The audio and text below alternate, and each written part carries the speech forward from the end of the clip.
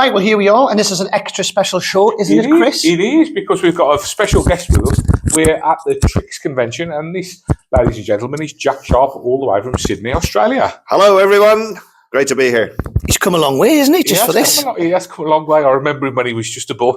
Oh, you mean geographically?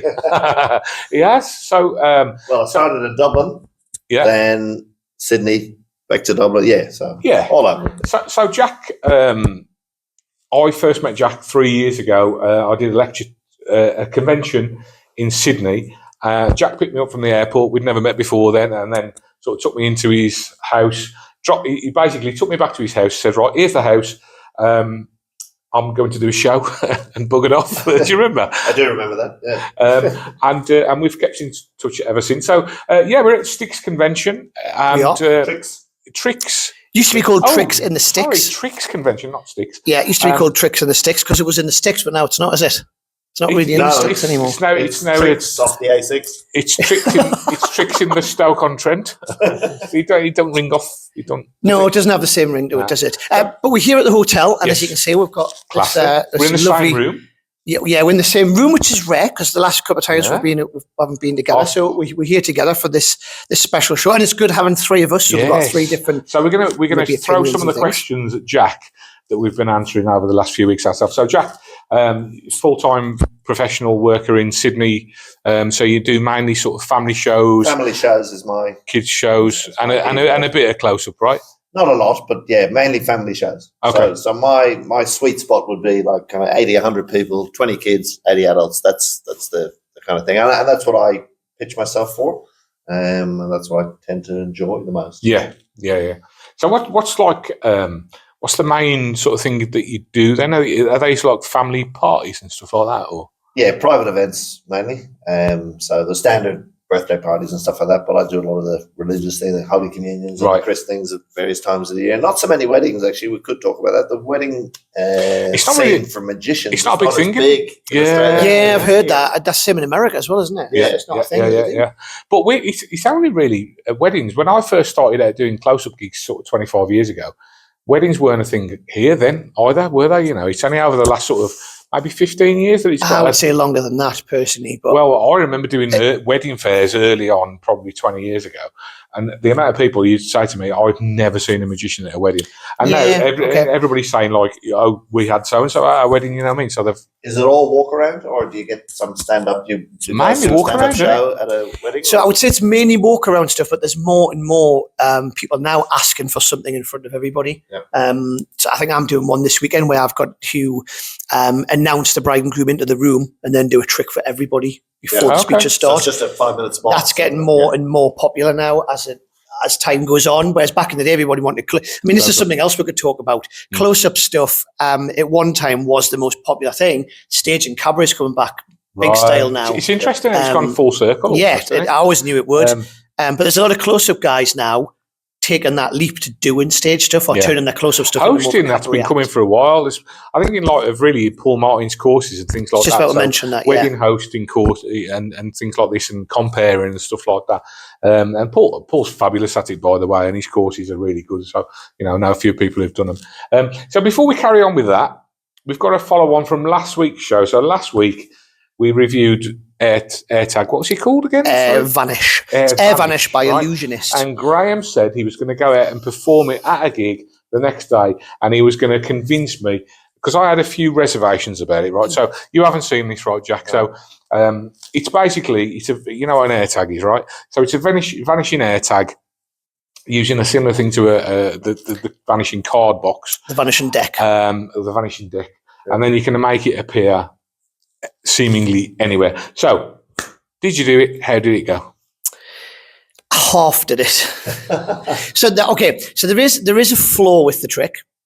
Okay, I'm not going to lie.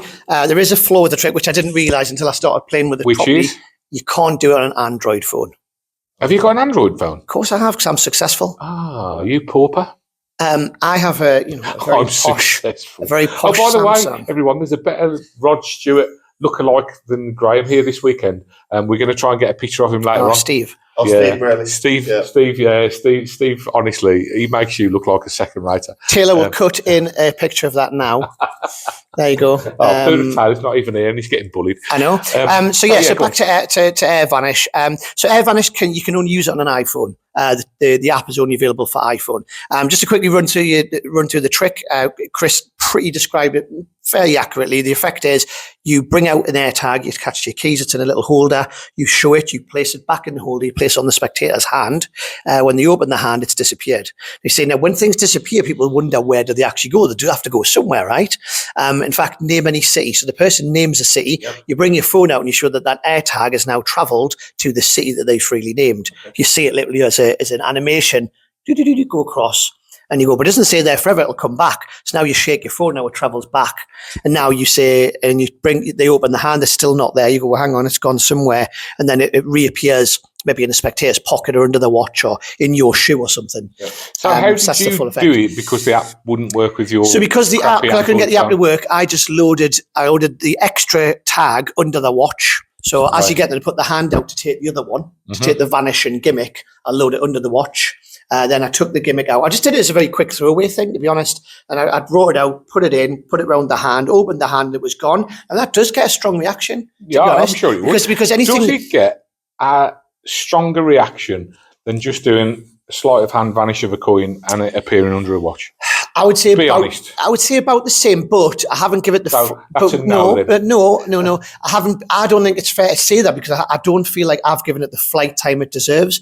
I do think if I did that over and over, I think anything that happens in the spectator's hand is stronger than happening in your hand. I would agree with that. So like if you're doing sponge balls, but something that vanishes in a spectator's hand is very, very strong, whether it's a gimmick or not.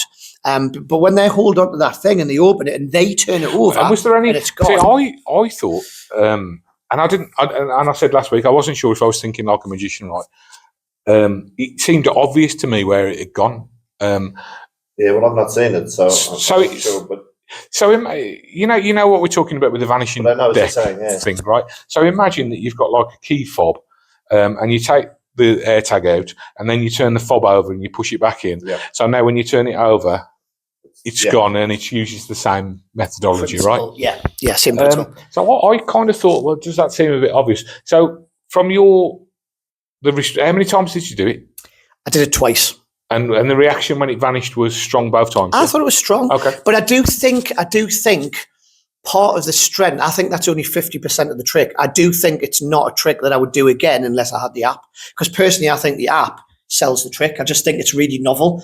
I know it's not. I just think it looks good. I love the idea of it going somewhere. I love the concept, right? So are you going to go and buy a cheap iPhone? When something vanishes... I love the concept of when something vanishes, it has to go somewhere, and it can go somewhere that they freely name. Good, and I love that concept. And I think without that app, I wouldn't do it. We need to do a talk about apps at some point because, like, I know some people who would never ever get their mobile phone out to do anything. Right? Well, funny you should say that, but that is coming up in a future show, actually. But you've just made up. Well, kind of, but we have already discussed what we're going to do in a future show. And I think that would fit in really well with something we're talking about. Okay, so awesome. So that's great. So Jack, you're going to stick around for the whole show? Sure. Yeah, you happy with that? And we're going to do some reviews. Old school. We're going to do the old school. And basically, over to you is going to be over to you because we're going to ask you some questions that we've been asked over the next few weeks. You happy with that? Far away. And also, the reason I'm looking very awkward here is because I'm holding one mic between me and Jack. So in case that's what you're wondering. So we've only got two mics, haven't we? We're on a budget. Oh, yeah. We're working on a budget. So let's go. What's next? Old school. We're going to go with old school. So here we are, old school. Right.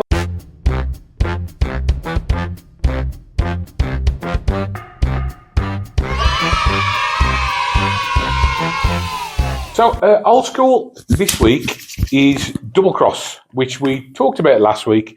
And I, in particular, talked about the origins of it, which we won't go into again this week. We've talked about it already. But let's have a little look at a short performance of it. Here we go. Have a quick look at this. So, sorry, hold your hand out flat. Good. Make a fist. Close tight. Tight fist. A tight fist. Good. So I'm going to take this marker. I'm going to draw a cross. Do you believe in the devil?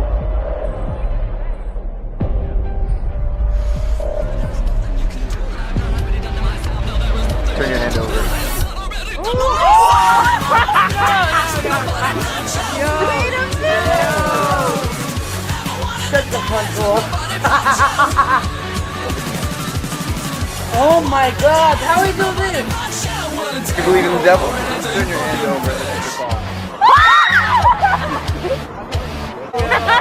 No, that can't be.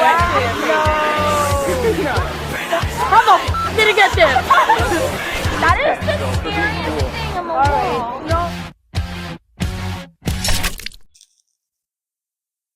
So there we go. So that's just a quick overview of double cross. Now, I think we already said this just before we started filming this, that most people would know what this is. Yeah. Because I would say it's and actually this is one of the tricks that both me and Chris both said last week. If we could invent any trick, it would have been this. Yeah. Because every magician's bought this at some point Yeah. and used it, and you have to buy refills. Except for Jack. Except for I have one, I just don't use it. Yeah, but I do have. Oh, you bought one. Oh, they're even better. I You bought it, one. don't use it. It's exactly like this at the moment. Yeah, still in the packaging. In a It drawer at home. looks good in your drawer, though, Yeah, doesn't it? yeah. When you open it up, it's good on display. But there is people out there who don't know what this is, which is why we'll have Old School on here. So essentially, what this is. So when I first sort of started getting into magic and stuff, right? People used to do the ash trick. Yeah. Right. So these are the days, kids, when people used to smoke everywhere. You'd smoke in offices. People would smoke at home. People would smoke in pubs. There was an ashtray. Kids were smoking as well. Kids were yeah. Well, they were, weren't they? So an ashtray was an everyday object, and it was an easy thing to just dip your finger in an ashtray, and then you would sort of say, "Oh, can I borrow your hand like this?" And you would load the ash onto their hand, and then you'd Is that how vanish it it. works? Yeah. So what this does very cleverly is it brings that into the 21st century, right? Yeah. But not only is it just a blob, the thing that's really good about it is it's Looks the like cross. it's been drawn. It's an X, Yeah. So you take the cross, you wipe it off, and you throw it in their hands, and you've apparently been nowhere near them. That's the thing. You're so far in front of the audience. I mean, the reactions are great. The other version I know people still do it with now is pool cue Chalk. So you can still do it with that, so people But still not use for gigging magicians, right? No, So absolutely it's not, and obviously, again, it made it a worker. It's a work. I mean, it is a worker. Oh, The- 100%, yeah. The biggest problem with it really is where do you store it when you work? We talked about this briefly last week. But there's so many holders that you can buy and stuff now where you can just sit in your pocket, take it out, and everything else. So yeah, if you haven't seen this before, It also, I mean, fab. I'll be the first one to say, get the elephant out of the room. It's not a cheap trick. £60. Yeah. So it's a 60 Mate, quid trick. 2 gigs and it's paid for. But, well, maybe 3 for me. Four. The Australian dollar's not that good. What I will say is it does come now with an extra gimmick, which it didn't used to about No, a it year didn't. ago. No, you just got one. It's only just started coming with that extra gimmick now, because that is a gimmick that you can potentially lose. I've lost them on the floor before when you're doing it gets There's knocked also off. a jumbo one. There is, yeah, that's Jumbo. right. Yeah, there's a jumbo double cross Is as there? well. Yeah. I don't know when you would use a jumbo one. What's jumbo about it? The pen's jumbo. It's a Yeah, bigger pen. yeah, It's a it big doesn't make any jumbo sense. Sharpie. What's the point of that then? And the stamp's bigger, and in case you want to, that's what I mean. I don't get it. I don't know why you would do it. It's not really something you do on stage, no matter how big it was. It doesn't really make any sense. Is it a bit like some of the sequels to films, like The Quest for Yeah, More I Money? think so. Yeah. Spaceballs 2, The Quest for More Money. I mean, we briefly talked about this last week. The thing I go through these like nothing else. I probably go through 2 or 3 of these a year, I would say, just because they dry out or So you how lose many the gimmick. performances would you Out of one of these- 2 or 3 a year, so it's about 8 gigs. I get through these at probably performances 200, 300 performances minimum. Maybe. So the reason I ask, so for 60 quid, Oh yeah, it's yeah. costing you 30p a performance. Oh, or less, whatever. So it's less. For most from that people, point of it's view. going to last you years and years. Yeah. But you can buy refills for it. So if it does run out of one particular bit, you can buy refills. Not to buy the whole thing again. But you can cut the ink down yourself and do it yourself if Yes. you're handy, can't you? Yeah. The only thing that you need to buy a refill for realistically is the white marker, The dry part, white. which is what they sell as a separate cartridge. But the other And side, how much is that? I think it's 17 quid. I think Oh, that's not bad, is it? $17.99. So that's the only, and you can buy the gimmick separately as well. But because this comes with 2, I don't think that would happen now. That's better if it's 2, but the price has gone up quite a bit though. It was think about 40 quid when it came I out. originally think it was about 40, 45, and it's slowly crept up over the years. Which- But what I love about it as well is it's like what you said before. It's so easy to pack. It's literally a Sharpie, so it's so packed so small. You Yeah. can just put it in your suit pocket and you're ready to go. The biggest problem for me really was where to put the gimmick. Right. So the gimmick Well, I'm going to say it uses like a sticky putty, right? Yeah. And the problem with that is when it's sitting in your pocket loose, right, is it picks up pocket lint, and then, and also the ink's going to sort of, the stamp units and all Well, that I kind of never stuff. have that problem ever. Because... I literally just have it in the inside pocket clipped like that. Right. And that I've never So on had the a problem outside with of your that. jacket? Inside, and I've never had anything stick to the bottom of it. Nothing sticks to the gimmick when it's never. on the inside of your pocket. Inside. But the only other thing I have in this pocket when I'm working is a pack of cards. Nothing else in there. Yeah. But you could clip it on the outside if you wanted to, and then you're covered anyway. Yeah. The only thing that you sometimes find is if you're keeping it like this in your pocket, is that goes dry before this does. Yeah. So when you go, because it's upside down. It's upside down, so the ink's running down there. So sometimes, every now and then in a gig, if I've got some of my suits have a little extra pocket here, something got there, then I'll put it that way up so that the ink runs down into the end. Okay, good. But I've never had a problem with that though. I always literally have it inside your pocket like that. Never had a problem. Nothing ever stuck on there, and I can pull it out, ready to go, put it back in, instant reset. Just a performance question: would you have a normal Sharpie in play and signing cards and stuff like that? And then, later on, I bring do. that in. I normally bring this in as the second or third effect. Then I put it away. Then I bring a Sharpie. People don't notice where you're getting Sharpies from anyway. So I do. When I'm performing, I've got like a Coinvex Sharpie in my pocket here, and I've also got another Sharpie on a pull here. Yeah. Because I vanish it when I do like the Sharpie dog. Have you seen that? Yeah. So I sometimes do that and stuff. People don't pay any attention. They're not paying any attention at where you're getting that pen from. I mean, you could literally. I put it in this pocket. I usually keep this one in this pocket and a normal Sharpie in that one, and switch it when I'm doing it. So there you go. Then. Anything else we can add to that? I don't think so. Not really. I use it all over the place. I use it close up. I use it at sometimes the kids' events. Yeah, well, it's easy to follow, isn't it? Even it's kids would follow it, wouldn't they? That's my nickname. What? Sharpie. Oh, of course, yeah, Jack Sharp. Even better. There we go. So there you go. Another one. Magicbox.uk.com. Yeah, $59.99. Might get one at the Tricks Convention. Oh, here we are. Perfect. Right. Let's move on. Yep.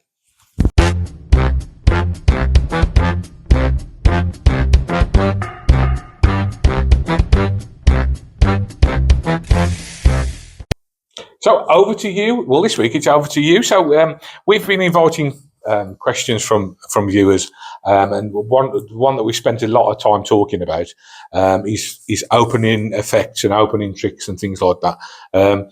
So yeah, we just want to ask you, what do you generally open with the same thing? Do you like to jazz it? Just shows like, because I mean, when I used to do kids shows a long time ago, and you must find this as well, you sort of working.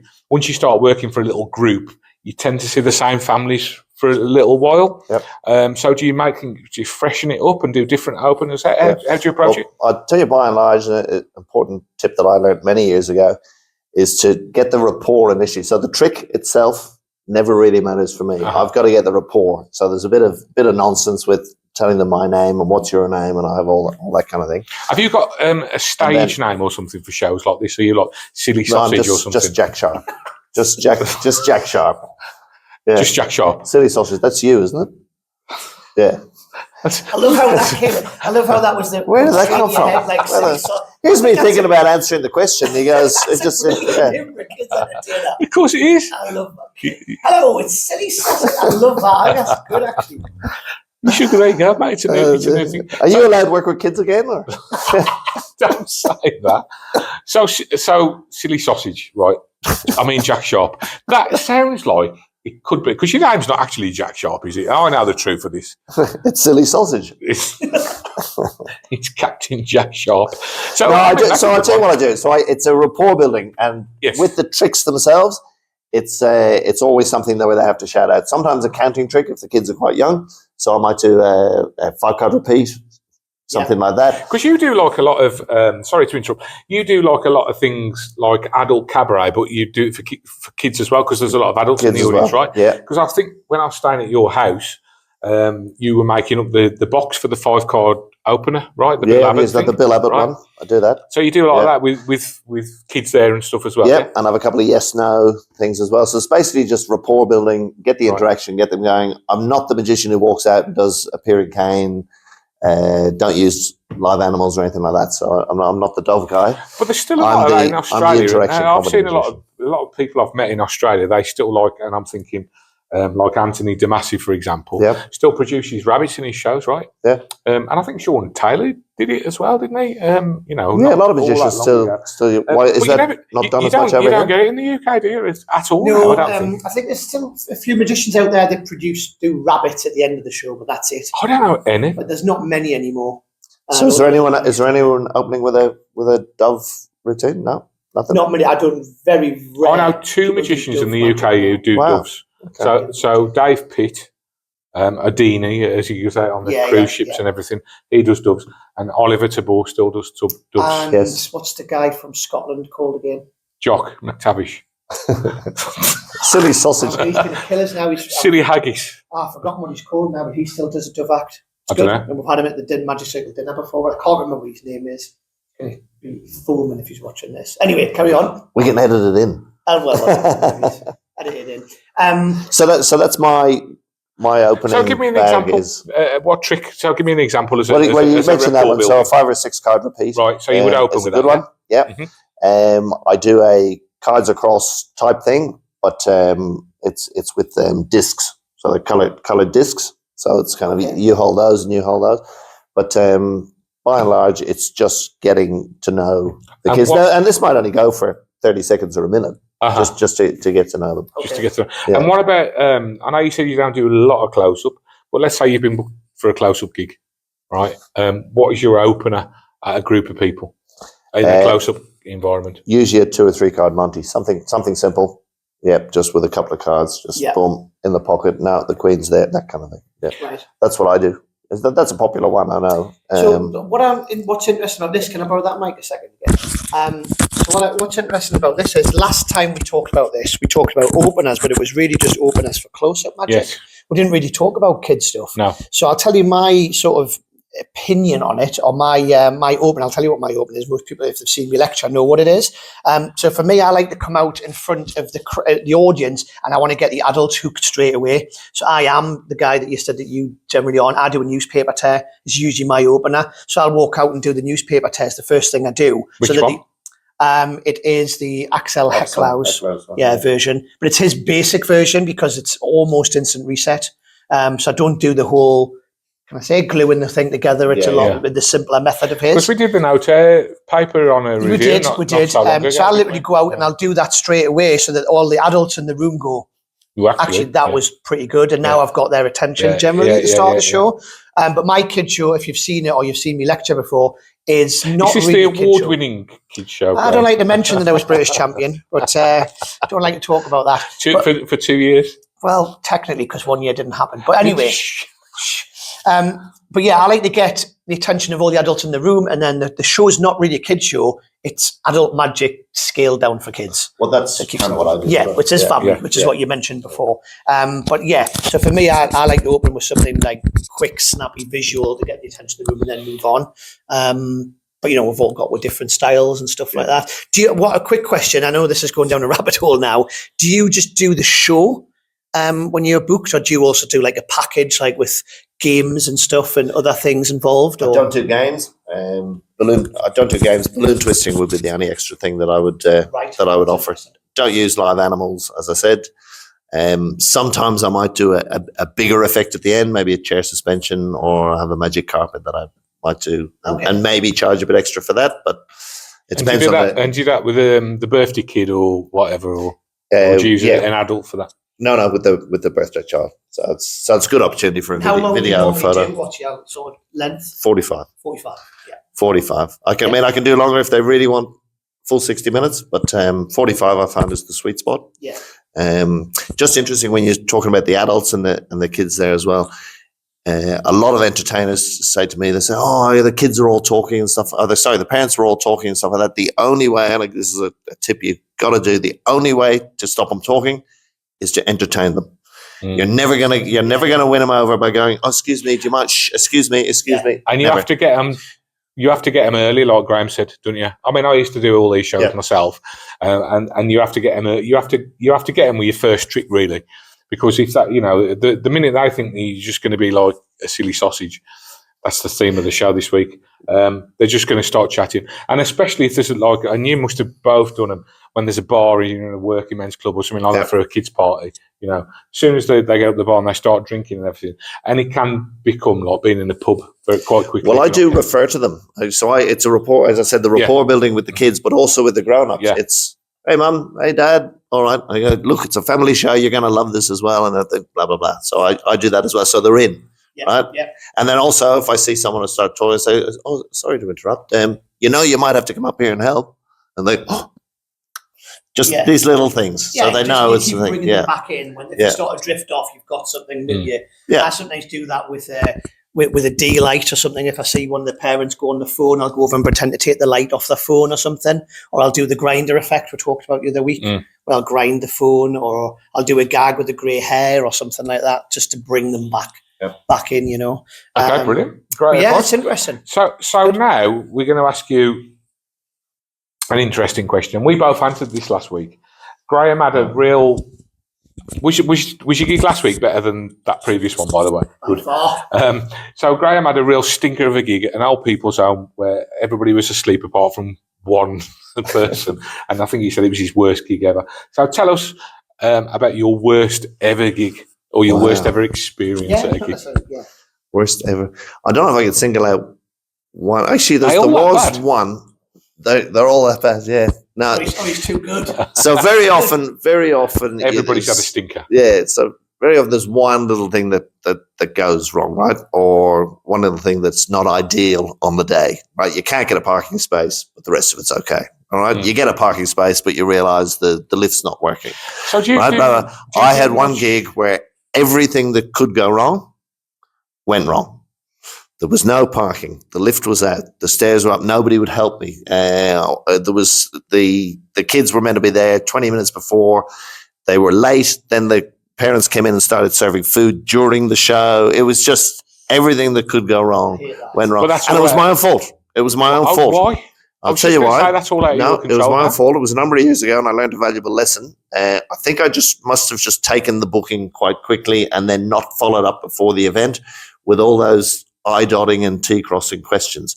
Is there going to be parking? Where is it? What floor is it on? Who's coming? What time have you done the invites? And I just, for some reason, I didn't do that. Yeah. And the information that I had in my head was just, look, I've got to be there at 3:00 and just go. And it was 3:00 was the invites. And I go, oh, okay. So is this because you're working like in the city? Because like a lot no, that could happen anywhere. Because I mean, like, I'm just thinking about when I was doing these shows, which is, admittedly was a few years ago. Most of the shows that I did a lot in this area actually, where we are right now, and they were generally in like church halls, village halls. And that type of thing, where you're going to be able to rock up straight outside and park and all that. You're not going to need a lift to get up and all the rest of it. So. This one was at a restaurant. It was the second floor of a restaurant, but there were lots of other restaurants around, and it was a Saturday evening, and it was just busy everywhere. Mm-hmm. Yeah. Just sort of back to that. This is a tip. If you're taking a booking for a kid's party, what you mentioned before, you briefly mentioned it, is if they book you for say 1:00, always ask what time the party starts. Yeah. And I've had so many magicians that happens to that don't do that. So they'll get there expecting to start the show at 1. Well, the party starts at 1. So there's no way you're going to be starting the show at 1. Nah. 1:15 if you're lucky. Yeah. So you always need to know what time the party starts. And people forget to ask that question. It's very simple. If you've got another exactly. party to get to, it stuffs up your whole And sometimes you're not. If the party starts at 1, the chances are you'll be starting at 1:15 at the earliest. More likely 1/2 by the time the latecomers, and you're half an hour late. For some West Indian family, right, and it was like I was booked 6 till 8, and at 7:15 nobody had turned up still because they run on their own time system, but now they're so laid back and chilled out and everything, and I was literally just wrapping up when people were turning up, and I'm thinking I'm not staying here till like 10:00 at night, at 8:00 I was down the road, and I felt a bit bad for them because they'd like sort of paid all this money for a 2-hour party, which they got, but like 4 people got, but the lesson is to make sure that you've asked these questions beforehand. Right. I think that's what we're getting at, really. Well, as you say, if you've got another show that day, there's only so much you can do anyway, isn't there? You know what I mean? It's like I've done it myself where I got lost, couldn't find the place, and I got there, and like, I'm on the phone to the mum. I'm saying, look, we can't find it. We're lost. Feed the kids first. And we got there while all the kids were eating, and we had to set up and do like, an hour and a half straight through because the kids are at first and stuff, and it completely threw everything out. You just feel bad. But I think that's what we experience, isn't it? You sort of deal with all this crap that's thrown at you while you're out there, And some venues are better as well. The acoustics could be awful. And I just remember this one year, and it's just all those things, everything went wrong. Acoustics is a good one, actually. Yeah, it is. Let me mention that. I forgot about that. That's a really good point. Acoustics. The worst party for me, parties when you're doing it, is in a big sports hall. Yeah. These big ones where they've got indoor, like it's an indoor pitch. Yeah. They've got like the 5-a-side pitch, and sometimes they've got a divider down the middle, and you're there, and they've got a couple of bouncy castles, and the ceiling. It just doesn't matter what you do with your sound. Yeah. It's terrible. The worst one I ever had was like a small new village hall. So what was happening with the sound was it was bouncing off the wall in front of you and then coming back, and you were just getting it back at you. So like wherever you did, it was like bump, and you'd hear it again straight after. It was just horrendous, and that killed it as well. Yeah, but like a big sports hall, I did an awards dinner for a football team, and they couldn't hear. They just couldn't hear what was going on, and you got your PA system as loud as you can have it, but you're in this vast hall and everything. Yeah, they just can't hear a word that you're saying. To get good sound in there, we used to have our Magic Circle dinner in a place called the Newcastle Civic Centre, and it was a massive room. It held about 500-600 people. And I've done many gigs there over the years, and every act that goes on stage always struggles because the sound is just bad. Yeah. The only way we did it one year, and it was you have to spend a lot of money, is they had speakers literally along the back row. And they were really expensive speakers, and then speakers along the front, and they had this sort of like cross section of sound. And that was the only way they did it, but it was mega expensive to get it right. Average kids entertainer. Of course, that's what I'm saying. Yeah, you go along with your little what is it, your little Bose S whatever. I didn't even have anything like that when I did them, but yeah. So there you go. Well, cheers for that, mate. Any other tidbits you want to? Because obviously it might be a while before we see you again. Anything else you want to share with us? Well, I'll see you later on tonight, won't we? Yeah, I meant for these guys, really. No, that's the main thing. Make sure that you ask all those. Look, sometimes it's out of your own control, all right?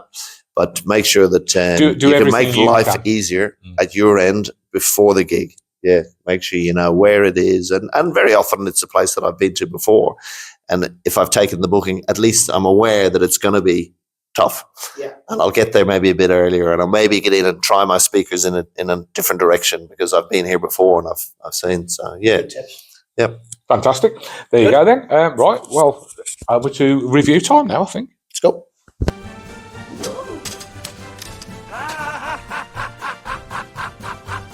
Okay, so review number 1 is Candy Factory. Yeah. And we'll cut to the trailer. Tyler, get to work. Okay. Hi, I'm George Iglesias. And today I present you The Candy Factory. Imagine a mysterious factory inside of a box.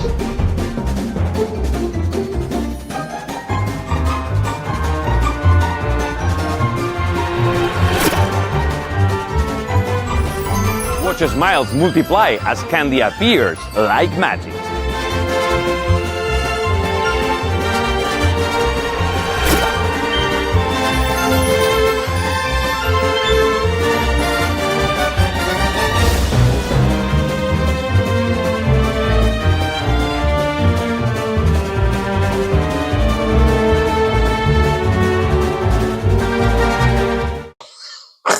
Tyler.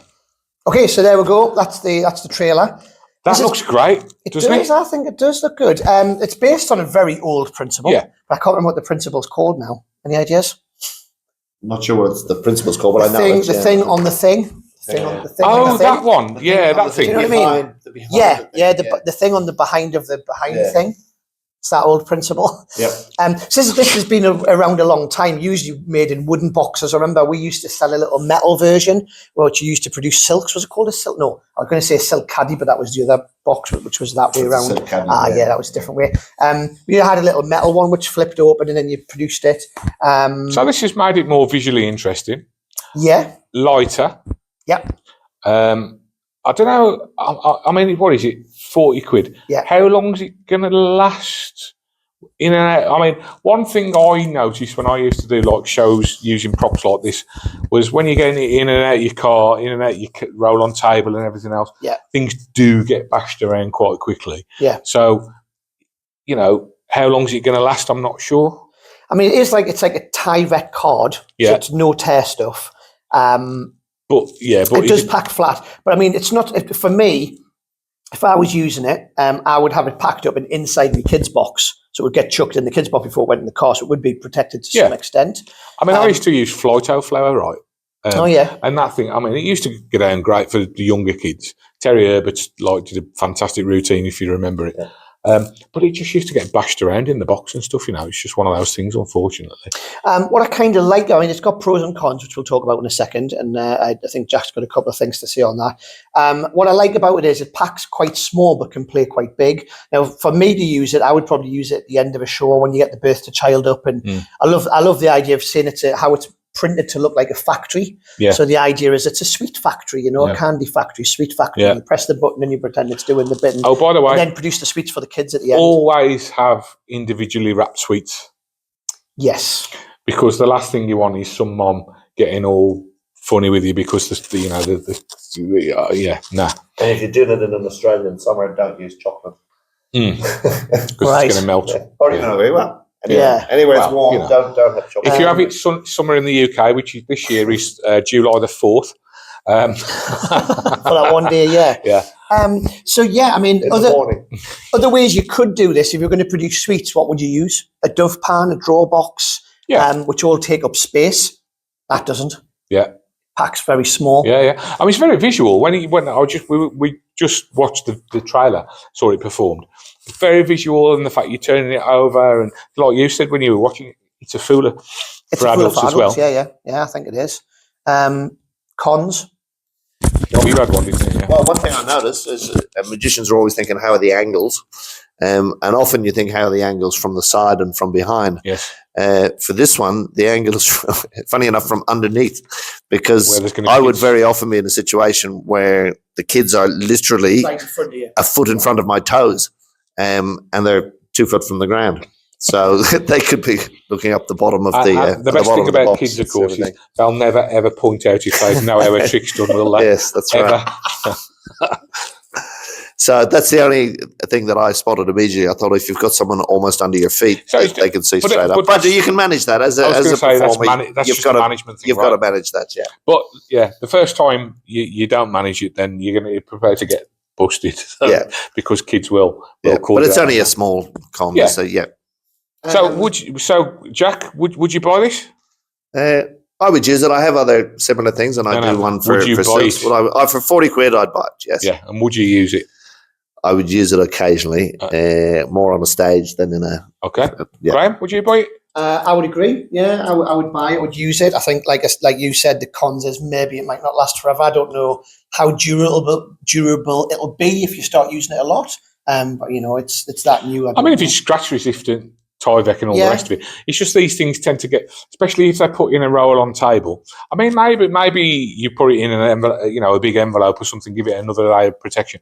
Just dropping it in a roll-on table, putting it in your car or your van or whatever. I used to find that stuff used to get knocked around a little bit. But having said that, for 40 quid, it's a great thing and producing, kids. You could probably just keep it in the box it comes in, maybe. Well, that's a good point, actually. I would probably, because thinking back to when I did kids shows, I used to open with a few games, right? So games to music and stuff, where the kid would get a sweet.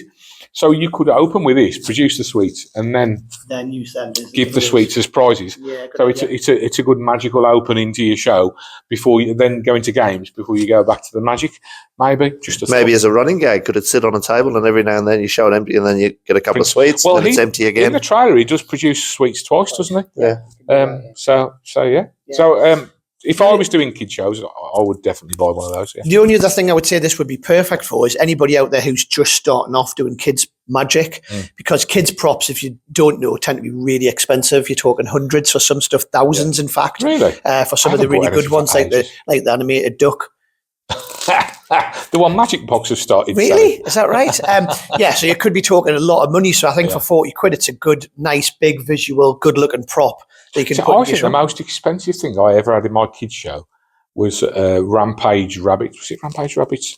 the Razzmatazz. Yeah, trick. great set, great. Great 75 thing, quid. And I think that was the most I ever spent on a trick for a magic. I used their I would have same put thing, Santa Surprise. exact same thing. every Yeah, Christmas, Yes. yeah. Christmas Christmas. one, yeah. And also I had a really expensive lion puppet, and I used to call him Brian the Lion. There we go. Well, there we go. So that's a review of Candy Factory. He was a silly sausage. Get it from your favourite magic dealer or magic That killed the box. conversation, didn't it? Anyway, shall we Brian move the on to the Lion. next review? Yes. What have we got? Okay, review number 2 is Holy Wood by Hanson Chen. Yes. And you're going to perform this, I believe. Yeah, I'm going to do a quick thing because it's a very quick, easy thing, and it'll be shorter than doing a dealer. Than not doing a dealer Getting demo, but Taylor doing to, the full trail. And if you'd have thought about this, you could have took that out of your pocket first, couldn't you? I could have. I didn't think Because about that. it's not like you didn't know he was So going to do we're this. going to use a card. We'll use my card. You say card. Anyway, we don't want to show this on the camera because somebody might zoom in. So what I'm going to show you now is an illusion. So this is not a trick, it's an illusion. I'm Okay. going to show you what the difference is between an illusion and a trick. So I'm going to take my credit card, I'm going to make it look like it's passing through this card box. Now, to you guys on the camera at home, you might really think that that's going through the box. I'll come right up on the screen like this. Now, it really looks like that. It even sounds like it's going through there, right? You would swear it was going through that box, wouldn't you? Yeah. It's not, though. It's just an illusion. It just looks like it's going through there. In fact, Jack, if you grab the card and just pull it all the way out, it even feels like it went through there, right? Yep. It can't go through here, though, because it's just an illusion. You see, because inside of here, it can't go through here because inside of there is a solid block of wood. Which means everything you saw was an illusion. Wow, very good. That does look good. So I'll take that, Jack. Thank you. this is this is based on. There's a really old Matchbox illusion, isn't there? Matchbox penetration, that nailed. goes back years. Nailed by Eddie Gibson. Yes. And then a few years ago, Jamie Grant came out with the Industrial Revelation, which I had for a time. Is that the metal? The metal one. Yeah. And the reactions from that, I did it at a few gigs, were really good. It was such a pain to carry around now because it was so heavy. So this does away with that. Have you started using this? Loads. I've been using that since it first came out. Uh-huh. I use it a lot. And the reactions are... Really good. So sometimes I'll do it as an extra trick. Sometimes I'll switch that in. So I'll do a card trick, and as a guy, I basically bring the cards out. I'll say, now, I want you to take the cards, give them a good shuffle, and I put the box in my pocket. Shuffle them up as much as you want. Now, you can shuffle them as much as you want. Doesn't matter because we're not using them, we're using these. And I bring out what they think is the box, which is not, it's now this. So I do it as a gag. Now I put that down, do the whole card trick, blah, blah, blah. Once it's finished with the card, I then pass it through what they think is the empty box, and now it's got that in it. Right. Oh, so, okay. So sometimes I'll switch Quick it in. question, do they always want to handle it afterwards? Not really. They don't? Nah. That's good. I thought they may want, give me a look at that. But they can. Give me a look at that. I was going to say, why would you, if you're not a magician, want to handle this? But my God, that's the first time I've handled one for any length of time. And that's just a solid piece of That's a solid piece of wood, isn't it? It is examinable then. Oh, fully. Yeah. Fully examinable. You could hand that to anybody. They'll never. But is the reset a bit of a, because we've watched you Not setting really. it up then. Did you make it look harder than it is? And I'm not being funny here trying to say that. You sort of was tugging at it a little. It's brand. Maybe I should rephrase that's brand that. new one I just took out the box. Does You it do lose? wear in a little bit. Does You it? wear in a little bit. Okay. But So what about, when you're resetting this, are you sort that's of what walking- most magicians try to do, and you can't do it like that. Okay, well, we don't want to expose how No. it works, so you can show me afterwards. But If you're doing a walk around gig table to table, is it pretty quick? Yeah. Yep. I can reset it as I'm putting it back in the box. can you, If I turn in around front to of go to the people? next Okay, table. okay. Because I remember Industrial Revelation was a bit like that. It was a lot, bit of a... Do you remember those Wonderful boxes that came out years ago? Do you remember? when Yeah, they where used you could slide it open, Is it a bit like that? Just a little bit knacky and knowing where to exactly, pull? Okay. Exactly. That is great. And I hadn't considered buying one of these until I just saw that, and now I'm thinking, I might get one. So, a That's couple really of good. reasons why I think, and I'll be honest with you, Magicbox have sold all the versions that we've discussed there. Nailed, matchbox penetration. Nailed was by Eddie Gibson, where you put a nail through it. You don't have to put a card through this, by the way. You can put anything through this. You can put a nail through it, a pin, a credit card, a playing card. If you're working a gig, fold a bill. If you're working a gig where they've got name cards, that'd be quite good. Yeah. You pick it off the table. Anything, a cocktail shaker, a cocktail stick, a cocktail shaker. But no, maybe not a shaker. A mixer is what I meant to say. A cocktail Big mixer cup thing. Hotel room key. Ideal. So the other versions that you mentioned is Industrial Revelation, yes, which was great. I did use that for a while. Yeah. And that had the same problem for me as what the João Miranda's one, which is fantastic, by the way, which is in the phone. Oh, the metal phone. Yeah, the metal phone. Just heavy. But again, very heavy. So for me as a worker, having the thing in your pocket, my jacket was like that, walking around the gig. So that was problem number one. Problem number two is the metal ones wear, and you have to oil them or sand them to keep it invisible. I don't want to give the method away, but you have to sand them or oil them constantly, otherwise you'll see it. Really? After it, yeah. I thought the Jamie Grant one basically got, when you were handling it just got like a bit of a patina on it, and it didn't have that problem. But maybe I didn't have it for very long. I used it a few times, and I realised the weight was a problem for me, so I sold it. This is light. It's actually slightly lighter than a deck of cards. Do you use a borrowed card? Sometimes, borrowed credit card. Yeah, sometimes. Does that would that add anything to the illusion? Do you think? Not really, no. But you can. It's nice to do it with a borrowed object, isn't it? I think so. Yeah. Maybe a driver's license. Yeah. I think it probably would. This is an absolute work of art, and it's one of those things. Sometimes when people come in the shop and they buy it, and I show them how it works, it's actually cleverer than what you think. Yeah. Because of the way it's made. Now, this is actually something that you would be, when you saw how it works, is proud to put it on your mantelpiece at home, and people would look at that and go, "That's a lovely bit of teak wood." But the engineering in that is incredible. Like it's because it's really, not cheap, really by the way. Is it? It's like, no, it's not cheap. £120? It's £120. It's still cheaper than Industrial Revelation and João Miranda's and some of the other ones that are on the market. But for me, it's just the best version. It's the lightest. There's no maintenance with it. You don't have to oil anything. Would this wear out though? I don't think so. Like I've had mine since it's not brand new. This, by the way, it's been out a year, maybe even two. I saw it at Blackpool 2 years ago. I'm sure it was 2 years ago. And I've had mine since it came out, and I've never. It looks as good today as it did then.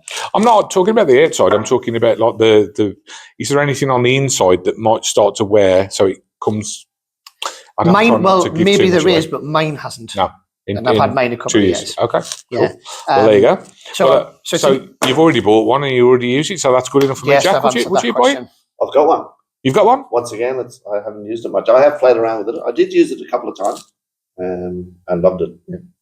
Yeah, but I just haven't kept using it. It's another thing that looks good in your drawer. It's lovely. Another one. He hasn't got a drawer, by the way. I've been to his house. Right. He's got a whole cupboard full of stuff. Right. So does this look nice on the It's like a room, shelf? yeah. He's got a magic room. And the amount of stuff that was coming out of that room. You're just getting it without giving away the method. The way it's made is not. It's not how you would expect it to. That's right. Yeah. It's just when you do have it in setup mode, it's really ingenious. Yeah, it is.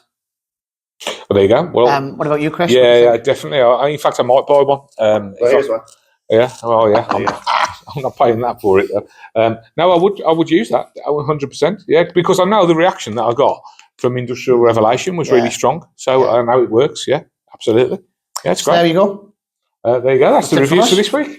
Thank you very much. There you go. That was show 12. I'd just like to say a massive thank you to our guest this week, Jack. Thanks for joining us, mate. Thanks for all your fantastic input.